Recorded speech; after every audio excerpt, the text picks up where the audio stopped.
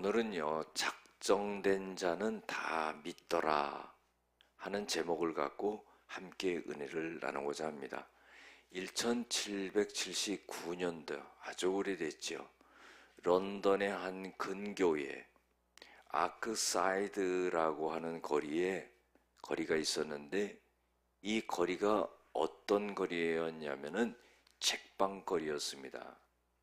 그래서 오늘날도 시골에는 5일장, 7일장 쓰는 것처럼 그렇게 장이 섰는데, 그때 이제 책을 팔고 사고 하는 거예요. 그런데 어떤 사람이요, 거기서 책 장사를 했었는데, 그날따라 몸이 굉장히 안 좋았어요. 비가 오고 날씨가 춥고, 그리고요, 손님과 약속을 해서 책을 갖고 나가서 그 손님에게 책을 건네줘야 되는데 몸이 너무 아프니까 못 나갈 것 같은 거예요. 그래서 아들을 불렀어요. 아들아, 애비가 오늘 이렇게 몸이 안 좋으니까 네가 대신 가서 손님이 오시면 이 책을 전달해주고 팔고 오너라. 그랬더니 아들이 뭐라고 그러면 싫어요. 나 공부해야 돼요. 이러는 거예요. 다른 데 공부 안 하더니 또 그때 공부한다. 그러니까요, 옆에 있던 어머니가 이런 말씀하시는 거예요. 네가 거절하면은 언젠가 일생 살면서 후회할 때가 올지도 모른다. 이런 말을 들었어요. 어머니가 옆에서 그런 말을 하면은 아버지의 상태가 어떤 상태인지를 짐작하면서 자기가 한번 갔다 올 수 있는 거 아니겠습니까? 그런데요, 기어코 가질 않았어요. 아버지가 손님과의 약속을 어길 수 없기 때문에 아픈 몸을 이끌고 비오고 추운 날에 가서 손님에게 책을 전달하고 그리고 돌아왔어요. 그리고서는 몹시 몸을 앓았습니다.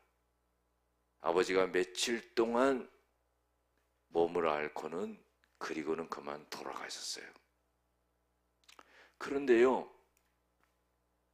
너무나 이 아들이 마음속에 자책감이 드는 거예요. 왜 내가 그때 아버지가 말씀하시는 것을 내가 듣지 않았을까? 어머니께서 네 일평생에 후회할 날이 올지도 모른다는 그 말을 왜 그냥 넘겼을까? 그래서 50년이 지나서 그 책방 거리에 비 오는 날 나이 많이 먹은 할아버지가 그곳에 서서 비를 홈빵 맞으면서 막 울고 있었다는 겁니다. 그 사람이 누구냐면요, 바로 그 아들이에요. 50년 전에 아버지의 말씀을 듣지 않아서 아버님이 돌아가셨다는 그런 마음을 갖고는 막 그 거리에서 우는 겁니다. 그런데 이 사람이 실질적으로요, 그때 당시에 대단한 문필가로 이름이 저명하게 나있던 사무엘 존슨이라고 하는 그런 사람이었습니다. 그냥 어떤 만들어낸 이야기가 아니라 실질적으로 존재했던 사람의 이름이라는 겁니다. 그리고서는요, 거기서 이런 말을 합니다. 아버지, 어머니 말씀이 맞았습니다. 저는 불쌍한 아버지에게 잔인했습니다. 영영 아버지의 빚을 갚을 수 없게 되었습니다. 그런 거예요. 사랑하는 성도 여러분, 우리는 살아가면서요, 빚을 집니다. 꼭 돈만이 아니라요, 사랑의 빚도 짓고 은혜의 빚도 지고 그렇게 살아가는 거예요. 사람이 자기 혼자 살아갈 수 없거든요. 먼저는 부모님에게 많은 빚을 지고 살아가는 거예요. 우리가 부모님이 우리를 갖다가 다 길러주셨기 때문에, 또 살아오면서요, 많은 사람들에게 빚을 지는 겁니다. 근데 예수 믿는 사람이요, 공통적으로 사람들과 또 하나님 앞에 빚을 지는 게 있는 것은 뭐냐면은 복음의 빚을 진다는 거예요. 하나님은요, 복음을 만드신 분이에요. 그리고요, 그 어떤 믿는 사람이 나에게 복음을 전해줬어요. 그래서 나에게 복음을 전해준 사람에게도 빚을 진 거예요. 복음을 만드신 하나님에게도 빚을 지고 나에게 복음을 전해준 사람에게도 빚을 진 겁니다. 그래서 우리는요, 빚진 자지요. 사도 바울이요, 로마서 1장 14절 16절에 보면 이런 고백을 합니다. 헬라인이나 또 야만인이나 지혜자나 어리석은 자나 다 내가 빚진 자로다, 그런 거예요. 그래서 나는 할 수만 있으면 로마에 가서 복음을 전하기를 원한다. 내가 복음을 부끄러워하지 아니하노니 이 복음은 모든 믿는 자에게 구원을 주시는 하나님의 능력이라 헬라인에게나 또한 유대인에게로다, 그랬어요. 우리가요, 모든 것을 완벽하게 할 수는 없지만은요, 은혜 받은 것은 갚으려고 해야 돼요. 사람에게나 하나님에게나. 그것을 그만큼은 갚지 못한다 할지라도 우리가 그런 마음을 갖고 살아가야 되는 거예요. 오늘 성경 말씀에 배경적인 내용이 있습니다. 교회의 시작은요, 예루살렘 교회부터 시작이 되었습니다. 예루살렘 교회는요, 움직이질 않았어요. 유대인들이 모여가지고 자기네들이 예배를 드리는 거죠. 그런데요, 문제는 뭐냐면은 하나님이 그런 교회를 원하시지 않는다는 겁니다. 하나님은요, 교회 안에만 있는 유대인들을 교회 밖으로 내보내시기를 원했어요. 그것은 뭐냐면은 교회 밖에 있는 사람들이 구원을 받기를 원하셨거든요. 그래서 하나님께서는 예루살렘 교회를 핍박하게 만드는 거예요. 핍박이 오자 다 흩어집니다. 흩어져서 사방으로 흩어진 사람이 가서 그곳에서 회당을 짓고 그곳에서 복음을 전하고 그곳에서 예배를 드리고 그런 역사가 일어났어요. 그래서 그때 많은 사람들이 예수를 믿고 구원받는 역사가 일어났거든요. 그 내용이 13장에 쭉 나옵니다. 그런데요, 특별히 바나바와 바울이라는 사람이 있는데 이 사람은요, 비시디아 안디옥에서요, 복음을 전한 거예요. 교회가 부흥하고, 그리고 어떻게 해요? 복음을 전할 때마다요, 사람들이 예수를 믿고, 이런 놀라운 역사가 일어난 겁니다. 그래서 바울과 바나바가 비시디아 안디옥에서 복음을 전하게 될 때 일어났던 일이에요. 그런데요, 어디서 먼저 복음을 전하냐 하면은 사람들이 모인 곳에서 전해야 되잖아요. 그래서 회당에 들어간 거예요. 회당에 딱 들어가니까 회당장이 뭐 할 말 있으면 해봐라, 그런 거예요. 여러분들, 바울과 바나바는 선교사거든요. 복음을 전하는 사람이거든요. 그러니까 뭐 쓸데없는 말을 하는 게 아니라 복음을 전하는 거죠. 복음을 전하는데요, 거기는 유대인들도 있고 또 기독교로 개종한 사람도 있고, 그러니까 유대인들을 향해서 말을 하는 겁니다. 여러분들, 유대인들은 구약을 알거든요. 그래서요, 이런 말을 하죠. 하나님께서 당신들을 택하셨다. 우리 유대인들을 택하셨다. 그리고 애굽의 노예로 잡혀갔었는데 거기서 하나님께서 풀려나게 했다. 광야에서 40년을 갖다가 고생하고 광야길을 걷게 했다.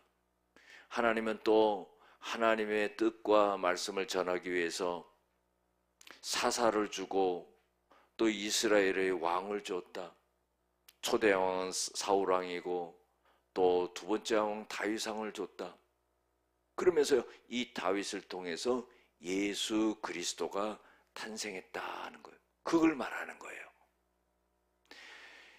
유대의 역사를 말하면서 중요한 것은 뭐냐면은 그 다윗의 혈통에서 예수님이 탄생하셨다 하는 것을 말해요. 그 성경에는 구주가 나셨다 그런 거예요. 구주를 세우셨으니 예수라 그랬어요. 그런데요, 선지자들이 이 예수가 온다는 것을 그렇게 얘기했음에도 불구하고 유대인들은 그것을 갖다가 알지 못하여서 예수를 정죄하고 빌라도를 통해서 죄를 뒤집어 쓰이고 죽였다 이 말이죠. 그런데요, 하나님의 성경의 말씀대로 예수님은 죽은 것으로 끝난 것이 아니라 죽은 자 가운데서 하나님이 다시 살리셨고 많은 사람들에게 나타나서 많은 사람들의 증인이 있다는 거예요.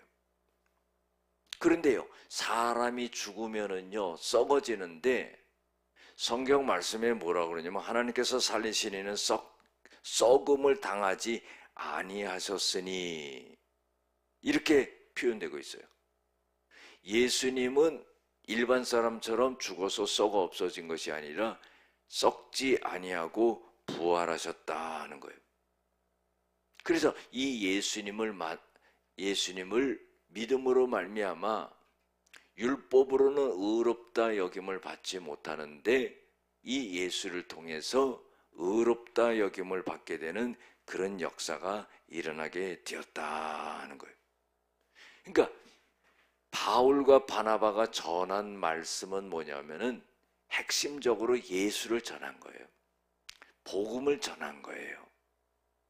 예수를 믿으면은 구원받는다. 핵심적인 그 말을 전한 겁니다. 그랬더니 회당에서 그 말을 듣고 있었던 유대인들이 바나바와 바울이 나가려고 하니까 어떤 부탁을 하냐면은 다음 안식일에도 와서 꼭 이 말씀을 꼭 해주세요 그런 거예요. 왜 그랬을까요? 자기네들만 듣는 것이 아까웠어요. 그래서요, 다음날 안식일에 가보니까 사람들이 얼마나 많이 왔는지 몰라요. 그래서 또 말씀을 전하게 됐는데 오늘 성경 말씀을 읽은 거에 보면은 온 시민이 거의 다 하나님의 말씀을 듣고자 하여 모였다. 그러니까 우리는요 가서 보지 않았지만은요 회당이 커봐야 얼마나 크겠어요. 그러니까 회당에도 꽉 찼고 그 밖에도 꽉 찼던 거예요. 온 시민이 다 왔다는 거예요. 우리는 이걸 알아야 돼요. 하나님의 말씀은요 능력이 있다는 거예요. 여러분들 오늘 목사가 하나님의 말씀을 전하고 여러분들이 들을 때요 여기는 하나님의 능력이 있는 거예요. 그래서요 하나님의 말씀 속에는요 하나님의 능력과 지혜가 있고요 우리의 모든 삶을 이겨나갈 수 있는 그런 힘이 있는 거예요.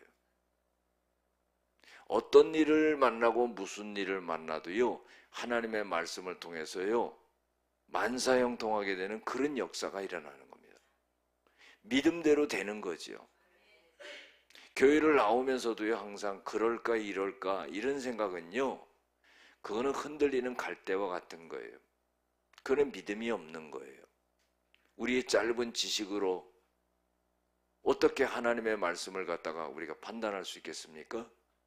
그리고 그 말씀을 그대로 믿는 거죠. 맨 처음에 은혜를 받았던 사람이 자기만은 은혜 받고 끝난 것이 아니라 다음 안식일에도 꼭 와서 말씀을 전해달라고 부탁하고 사람들을 많이 데리고 온 거예요. 그래서 성경에는요 온 시민이 다 왔다 그랬어요. 그런데 우리는 뭐 한 명 데려오는 거 어렵습니까? 데리고 올 줄로 믿습니다. 할렐루야. 그래야 되는 거예요. 주 예수를 믿으라 그리하면 너와 내 집이 구원을 얻으리라. 우리 가정 식구부터 구원을 받게 하는 거예요. 사도행전 1장 8절에도 보면은 성령이 너희에게 임하시면 너희가 권능을 받고 예루살렘과 온 유대와 사마리아 땅끝까지 이르러 내 증인이 되리라.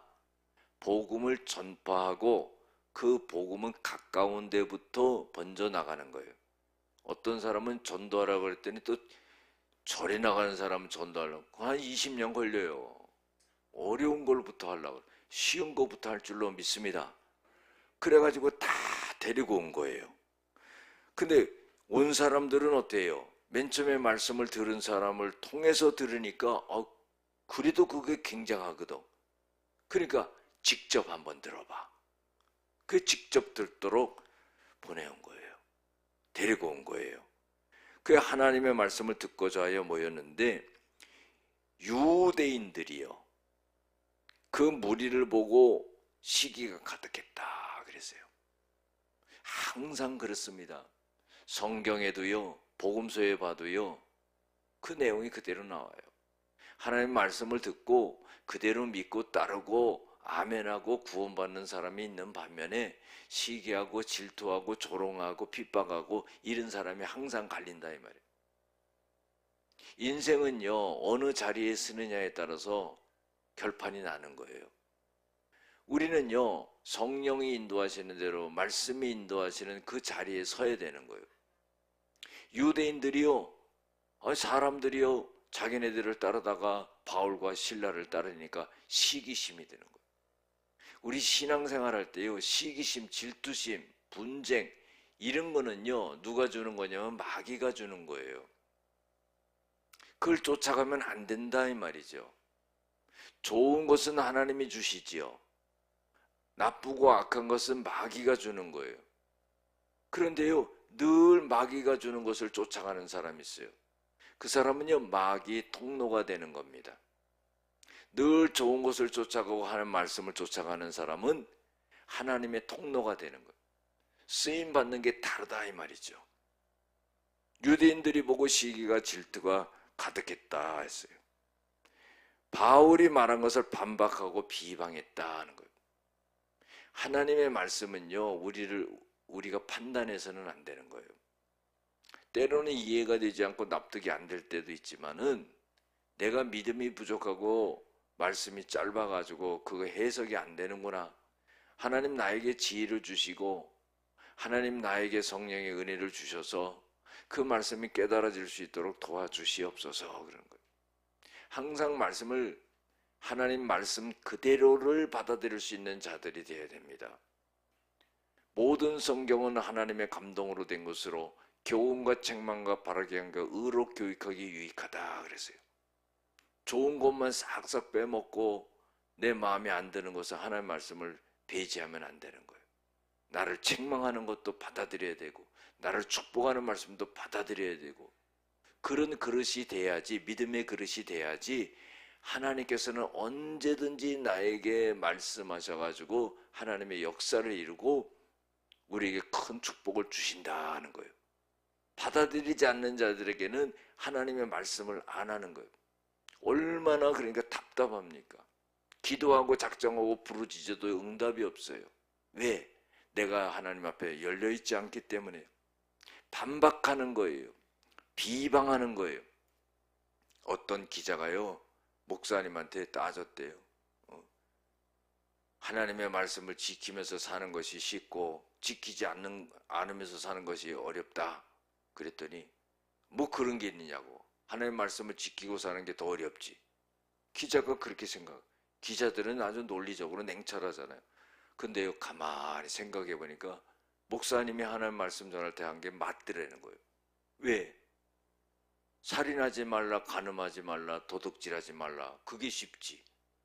늘 살인해라. 그럼 어떻게? 오늘은 누구를 죽여야 될까? 이거부터 고민해요. 늘 간음해라. 그거 어떻게 하는 거예요? 늘 도둑질해라. 살인하지 말라, 간음하지 말라, 도둑질하지. 이게 더 쉬운 거예요. 하나님은요, 우리에게 좋은 것을 주시는 거예요. 그래서요, 그걸 다 받아들여야 되는데 유대인들은 그것을 반박했다는 거예요. 비방했다는 거예요. 그래서요, 바울과 바나바가 담대하게 이런 말을 합니다. 하나님의 말씀을 마땅히 먼저 너희에게 전하는 것이로되 너희가 버리고 영생을 얻기에 합당하지 않는 자로 자처하기로 우리가 이방인에게로 향하노라. 바울과 바나바가요, 유대인들이 먼저 구원받기를 원해서 유대인들이 많이 모이는 회당에 들어가서 복음의 말씀을 전했는데 그걸 갖다가 받아들이질 않는 거예요. 우리는요, 사람과의 관계 속에서도요, 받아들이는 게 중요한 거예요. 그런데 아예 말을 갖다가 차단해 버리는 겁니다. 그 무슨 발전이 있고 유익이 있겠습니까? 들어보지도 않았는데요. 우리는 마음을 열고요, 들어봐야 되는 거예요. 받아들일 수 있고 소화할 수 있고요. 이런 게 필요하죠. 더군다나 하나님의 말씀은 어때요? 그걸 그대로 받아들이는 거예요. 맨 처음에는 잘 이해도 안 되고 납득도 안 되고요. 그러지만은 믿음이 생김으로 인해 가지고 성령이 역사하시는 걸 통해서 알아지고 깨달아지고 행하게 되고, 그리고요 그 역사를 경험하게 되는 거예요. 그래서 예수 믿는 것은 받은 증거 많도다 그랬어요. 예수를 믿는 것은요, 죽은 예수를 믿는 게 아니에요. 부활하신 예수님을 믿는 거예요. 그 역사가 일어나는 거예요. 간증이 있는 거예요. 교회 다니면서의 간증이 없는 것, 이것도 문제라는 거예요. 나에게 역사하시는 하나님을 늘 고백할 수 있는 간증이 늘 있어야 된다는 거예요. 말씀대로 살아가는 사람, 성령의 인도함을 따라 살아가는 사람은요, 늘 간증이 있는 거예요. 마음만 먹어도 하나님이 역사하시는 것을 갖다가 경험하는 거예요. 그래서요, 이방인에게로 우리가 복음을 전하러 간다 그런 거예요. 주님께서 우리들에게 명령을 하셨다는 거예요. 바울과 바나바에게 뭐라고 명령하셨냐면, 내가 너희를 이방인의 빛으로 삼아 너로 땅 끝까지 구원하게 하리라. 엄청난 일이죠. 한 인간이요, 이 온 우주 만물 앞에 서면은 티끌 같은 존재입니다. 그것은 다시 말해서요, 하나님 앞에 우리가 섰을 때 그런 존재밖에 되지 않는다는 거예요. 그런데 하나님께서는요, 이방인의 빛으로 너를 세워주겠다는 거예요. 예수님이 우리에게도 그랬죠. 너희는 세상의 빛이요 소금이다 그랬죠. 굉장히 부담스러워요, 그 말씀이. 왜 그렇습니까? 내가 빛이 되고 소금이 된다고 생각했을 때 그 역할을 감당을 못하는 거예요. 그런데 네 능력이 아니다. 너는 이미 세상의 빛이고 소금이다. 이제 역할만 해라. 그런 거예요. 바울과 바나바도요, 자신들의 부족함을 많이 느꼈겠지만은 너희들은 이제 빛이다. 어디의 빛이라고 그랬어요? 이방인의 빛이다. 이방인의 빛이라는 것은 어떤 의미입니까? 안 믿는 사람들에게 복음의 빛을 비치는 빛이다는 거. 이것이요, 바울과 바나바에게 얘기한 것이 아니라 2000년이 지나서 오늘 우리들에게 말씀하시는 거예요. 우리가 이방인의 빛이라 이 말이에요. 바울과 바나바는 죽었어요. 더 이상 사용도 못합니다. 이제는 우리가 이방인의 빛이라 이 말이에요. 땅 끝까지 구원하게 하리라. 이게 바로 사명이라는 거죠. 여러분들 소명과 사명이 있잖아요. 소명은 우리를 콜링하신 거예요. 사명은 뭐예요? 우리에게 일을 맡겨주신 거예요. 하나님이 우리에게 일을 맡겨주신 것이 가장 중요한 일은 뭐냐? 영혼을 구원하여 제자 삼는 일이에요. 교회는 유람선이 아니에요. 구원선이에요. 영혼을 구원하는 거예요. 이방인들이요, 그 말을 듣고는 기뻐하여 하나님의 말씀을 찬송하며 영생을 주기로 작정되는 자는 다 믿더라. 얼마나 큰 역사입니까? 유대인들은요, 우선권을 가졌어요. 복음을 먼저 들었어요. 그런데 그걸 거절했어요. 그런데 이방인들은요, 자기네들에게 복음의 빛이 오는 것을 보면서 기뻐했다는 거예요. 우리가 하나님의 말씀을 듣고요, 하나님의 일을 하고요 할 때 기뻐해야 돼요. 시편 37편 4절에도요, 여호와를 기뻐하라. 그래야만 모든 소원을 이루어 주시리라. 우리가 억지로 하는 것은 안 되는 거예요. 밥도 억지로 먹으면 되게 체하잖아요. 애들 밥 안 먹는다고요, 자꾸 입에 쑤셔 놓으면 체해 병원 갔다 와야 돼요. 안 먹으면 내버려둬야지요. 언젠간 먹어요, 배고프면. 그러니까 우리가요, 그렇게 되면 억지로 해서는 안 되는 거예요. 그러나 이방인들은요, 자기네들에게 복음의 빛이 오는 것을 보고 기뻐했다는 거예요. 우리가 하나님의 말씀을 들을 때 기뻐해야 되는 거예요. 먼저 우리에게 복음의 빛이 비춰져서 구원받은 것을 기뻐해야 되는 거예요. 그 기쁨을 갖고 다른 사람들을 갖다가 복음을 전하는 것을 기뻐해야 되는 거예요. 그 사람들을 주님 앞으로 인도하는 것을 기뻐해야 되는 거예요. 먼저 그 나라와 그 의를 구해야 되는 거예요. 내 문제부터 풀려고 할 때요, 하나님의 일은 차단이 되는 거예요. 하나님의 일부터 하면은요, 내 길이 열려지는 거예요. 하나님은요, 그걸 원하시는 거예요. 너 너무 심겹게 일하지 마라. 네가 해도 되지 않는 일을 갖다가 풀지도 못하는 일을 고민하고 괴로워하지 마라. 너는 내 일을 잘해라. 그러면 내가 너희 길을 열어주마. 하나님은요, 그 방법을 쓰시는 거예요. 그래서 이방인들이 기뻐한 거예요. 영생을 주기로 작정된 자는 다 믿더라. 우리가요, 변화시키는 게 아니에요. 사람은요, 잘 안 변합니다. 우리가 그 사람을 바꾸는 게 아니에요. 성령께서요, 말씀을 통해서 복음의 능력으로 성령이 바꿔주셔야지 바뀌어지는 게 아닙니다. 짐승들도요, 그 본성이 바뀝니까? 짐승들도 어미 뱃속에서 나왔는데 2마리가 성격이 달라. 짐승도 성격이 달라. 그거 바꿔보려고 그러면 힘들어요. 안 돼요. 막 성질 냅니다. 뭡니다. 사람도 마찬가지예요. 사람도요, 이 본성이 바뀌기가 얼마나 힘든지 몰라요. 거의 안 바뀐다고 보면 맞아요. 그런데요, 하나님의 말씀과 성령으로 차츰차츰 변하는 거예요. 할렐루야. 그래서요, 작정된 자는 다 믿더라. 이건 뭐예요? 예비된 자는 다 믿더라 그런 거예요. 하나님은 사람을 어떻게 구원하셨냐면요, 예정하셨어요. 그리고 선택하신 겁니다. 우리가 뭘 잘해서 그런 거 아니에요. 우리는요, 인간들은 죄만 짓고 살았어요. 로마서 5장 8절에도 보면 우리가 아직 죄인 되었을 때 그리스도께서 우리를 위하여 죽으심으로 하나님께서 우리에게 대한 당신의 사랑을 나타내셨느니라. 열심히 죄 짓고 살 때 하나님은 은혜를 베풀어 주신 거예요. 그렇기 때문에 그 은혜를 아는 사람은요, 이제 죄에서 돌았습니다. 그걸 깨닫지 못한 사람은 여전히 죄의 더러운 곳에 묻어서 사는 거예요. 작정된 자라는 거예요. 하나님은 우리를 작정된 자로 여기서 먼저 구원해 주신 거예요. 근데 예전에 우리와 같은 상태에 있던 사람들을 그 작정된 자가 있다 이 말이죠. 그래서 그 사람들을 갖다가 구원해라 하는 거예요. 우리가 변화시킬 수 없지만은요, 데리고 오는 거예요. 여러분들 요한복음 1장에도요, 빌립이 나다네엘을 전도할 때 어떻게 했는 줄 아십니까? 나사렛 예수를 우리가 만났다. 그러니까 나다네엘이 이런 말이에요. 아니, 예수님은 베들레헴에서 탄생하시는 걸 알고 있는 나다네엘이 나사렛에서 무슨 선한 것이 나겠느냐 그런 거예요. 그러니까 또 거기다가 설명을 한다고 받아들일 것도 아니니까 빌립이 나다나엘에게 뭐라 그래? 와 봐라.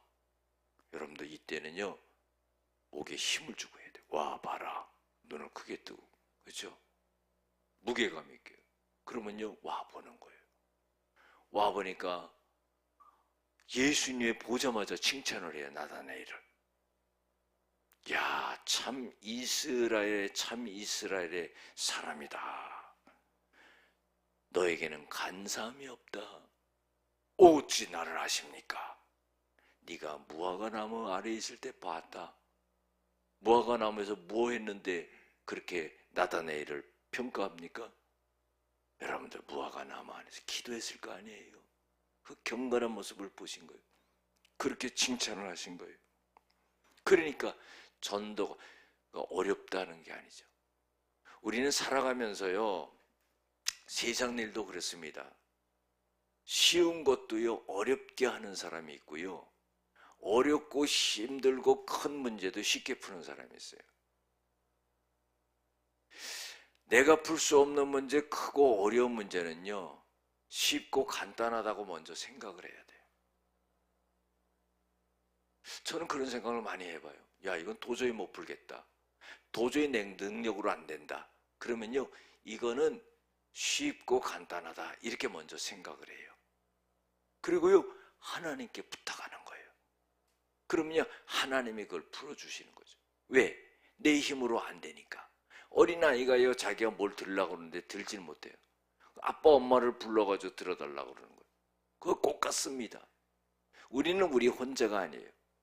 예수님은요, 내가 세상 끝날까지 너희와 함께 있으리라 그랬어요. 내가 너희를 떠나지 아니하고 버리지 아니한다 그랬어요.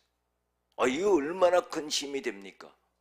그래서 우리가 담대하게 살아갈 수 있는 이유가 바로 여기 있다 하는 거예요. 작정된 자는 다 믿더라. 아이고, 내가 전해가지고 될까? 저 사람은 죽어도 교회 안 나올 텐데. 그러면 안 된다 이 말이에요. 그건 내가 판단하는 거예요. 하나님은 작정된 자가 있어서 불러내신다는 거예요. 어느 큰 교회에요, 전도잔치가 있어서 며칠까지, 몇 월 며칠까지 한 명씩 꼭 데리고 전도해 오세요. 그런 거예요. 그래서 사람들이 막 그냥 한 사람씩 전도해 오는데, 어떤 일이 있었냐면 어떤 나이 많이 드신 할머니가요, 큰일 났어. 왜 큰일 났습니까? 당신은 한 명을 전도할 수 있는 대상이 없는 거예요. 그래가지고요, 날짜가 다가올수록 막 고민이 생기고 그런 겁니다. 그런데요, 그분이요, 한 사람을 전도한 거예요. 어떻게 전도했냐면은, 집에 나오면서요, 옆집에 사는 교수님이 있는데 창문을 늘 주일날 교회 갈 때 보면 열어놓고 있어요. 그러면은요, 가면서 한마디씩 하는 거예요. 교수님, 그러면 예, 그러면 교회 갑시다. 그러면 다녀오세요. 그런 거예요. 그런데 전도하는 날, 그날은 어때요? 교수님, 네, 교회 갑시다. 기다려요. 같이 가게. 나온 거예요. 나왔는데 그 교수님이 유명한 교수님이기 때문에 목사님이 딱 보니까, 아이고, 저런 교수님이 어떻게 나왔어? 설교를 하면서 예배를 진행하면서요, 의문이 자꾸 드는 거예요. 예배 끝날 때까지 누가 전도했을까? 딱 보면서 주의를 봐도요, 누가 전도한 사람이 없어. 그래가지고 나중에 알아보니까 할머니가 전도한 거예요. 이게 뭐예요? 성령께서 역사하시는 거예요. 아이고, 저 사람은 안 돼. 이건 내 판단이에요. 하나님이 그 사람을 작정하셨으면은요, 오는 거예요. 그래, 많은 말도 필요 없어요. 어떻게 해요? 와 보라. 근데 또 반말 같으니까 와 보세요. 이렇게 해야지. 할렐루야. 정중하게 그러지.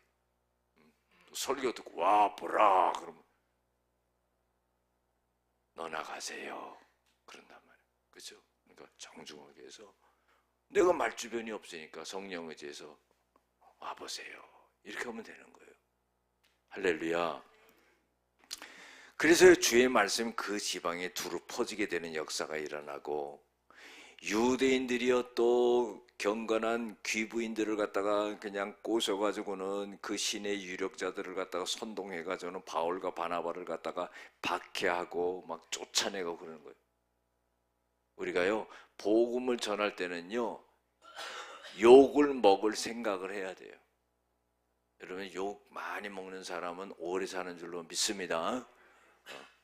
복음 전하다 욕 많이 얻어먹으면 자꾸 1년, 2년이 자꾸 연장되는 거예요. 자꾸 그냥 욕을 해대고 그러는 거예요. 그걸 다 먹어야지. 이걸 먹고 또 대받쳐 치면 안 돼요. 그럼 그 영혼은 끝나는 거예요. 그러니까 그냥 먹어야 돼요. 잡수시기를 바랍니다. 두 사람이 아멘 안 하시네. 잡수시기를 바랍니다. 그거를 먹어야지 어떻게 그 영혼을 구원하는 거예요. 두 사람이 그들을 향하여 발에 티끌을 떨어버리고 이고니온으로 가네. 발에 티끌을 떨어버린다는 유대인들은요, 불신에 대한 심판을 말해요. 관계를 끊는 것을 말해요. 아주 이 바울과 바나바도 대단하죠. 근데 우리는 또 이 사람들은 능력이 있어가지고 이렇게 하지만은 우리는 그렇게 하면 안 돼요. 신발 벗어가지고 먼지 떨고 그러면 안 돼요. 그냥 다 욕먹고 와야 돼요. 그랬더니 제자들은 기쁨과 성령이 충만하니라 그랬어요. 어떤 목사님이 계셨는데 이름은 제가 안 밝히겠어요. 전 목사님이라고 하는 분인데 그 목사님의 아버님이요 예수를 안 믿었어요. 근데 이 아버님이 무슨 생각을 가졌냐면은 아들이 목사니까 내가 예수를 한번 믿어줘야 되지 않겠느냐 그런 생각을 가진 거예요. 그런데요 돌아가실 때요 목사인 아들을 불렀어요. 그래 뭐라고 말하냐면 얘야 네가 목사기 때문에 아들이 목사기 때문에 내가 그렇게 믿어보려고 그랬는데 믿어지지 않더라. 그러고 죽은 거예요. 여러분 이건 작정되지 않은 사람이에요. 이거. 목사님 아버님이라 할지라도. 제가 부천에서 전도사 생활을 할 때인데 어떤 새신자가 왔어요. 그래서 어떻게 오셨습니까? 뭐 누구 소개로 왔다든가 뭐 그럴 수가 있잖아요. 그랬더니 말을 잘 안 하더라고. 근데 자꾸 물어보니까 뭐라고 그러냐면 점집에 들렸다 온 거야. 어떻게 점집에 들렸다 왔냐면은 점 보러 갔는데 이 무속인이 뭐라고 그러냐면 당신은 예수 믿을 팔자라고 여기 교회 생일로 가라고 그래서 왔대. 여러분들 그 사람 용한 사람입니다. 그렇죠? 솔직하고 안 그래요? 그러니까 그게 작정된 거예요. 아무리 점 보려고 점괘도 안 나오고 해봤자 않겠어요. 그게 가라고 그런 거예요. 어떤 할머니가요 입원을 했습니다. 자기도 천국에 가기 전에 누구 한 명 전도해야 되는데 이제 병원에서 누워 있는데 여기서 이제 죽을 것 같은데 그 생각이 든 거예요. 야, 참 내가 한 일이 없구나. 그래가지고 기발한 아이디를 갖다가 떠올렸어요. 그것은 뭐냐면은 전도지를 갖다가 병실에서 하나씩 저기 창밖으로 던지는 거예요. 심심하면 하나씩 던지는 거예요. 근데 어떤 청년이요. 이게 뭐야? 그러고 그걸 갖고 이제 화장실에 간 거예요. 그래가지고 읽어보다가 감동이 돼가지고 교회를 간 거예요. 마태복음 11장 28절에서 30절 수고하고 무거운 짐진 자들아 다 내게로 오라 내가 너희를 쉬게 하리라. 나는 마음이 온유하고 겸손하니 나에게 멍에를 메고 배우라. 그러면 너희들이 마음의 쉼을 얻으니 이는 내 멍에는 쉽고 내 짐은 가벼움이라. 그것에 위로를 받고 교회를 나가게 됐다. 어렵게 생각하면 어려운 거예요. 우리 인생도요. 왜 이렇게 내 인생은 꼬이나? 그렇게 생각하지 마시기 바랍니다. 누구나 자기 인생이 제일 힘들어. 맞죠? 아닌 사람 있어요? 어떤 사람이요 자기가 고생한 거에 비해서 저 사람 보면 아휴 저건 세 발의 피다 저거 갖고 힘드냐 그러는데 그 사람한테 보면 그 사람 자기 인생이 제일 힘든 거야. 그러니까 우리는 어떻게 하냐면은 주님께 모든 것을 맡기고 어렵고 힘들다는 생각을 버려야 돼요. 그래야지 살아갈 수 있지. 이것이 어렵고 힘들고 내 인생을 짓누른다고 계속 생각하면은요 꽉 눌러버려요. 돼지머리 편육처럼 돼버리는 거예요. 그러니까 그렇게 하면 안 되는 거예요. 하나님을 의지하고 너희 염려를 다 주께 맡겨버려라. 이는 내가 너희를 돌봐주심이라. 할렐루야. 하나님께 기도로 맡기고 즐겁게 살고 열심히 살고 하루하루 사는 거죠. 인생이 별거 있습니까? 여러분 그런 믿음을 가져야 돼요. 그래서 핍박이 있었지만은 기쁨과 성령이 충만했다는 거예요. 오늘 말씀 속에 우리가 세 가지를 살펴보면 뭐냐면요 작정된 자가 있다는 거예요. 없다고 생각하면 안 돼. 그거 믿음 없는 거예요. 말씀 들으면서 작정된 자가 있다. 이렇게 믿고 전도를 해야 된다는 거예요. 그 다음에 뭐예요? 핍박이 있다. 어려움이 있다. 사는데도 어려움이 있고 전도하는데도 어려움이 있다. 근데 이거 어려운 게 아니다. 다 받아들이고 갈 수 있는 것이다. 그 다음에 세 번째는 뭐예요? 이 사도들이 기쁨과 성령이 충만했다. 하나님은 우리에게 기쁨을 주셔요. 하나님은 우리에게 성령 충만을 주셔요. 지혜를 주셔요. 능력을 주셔요. 헤쳐나갈 수 있는 힘을 주십니다. 이걸 갖고 가야 되는 거예요. 우리가 교회에서.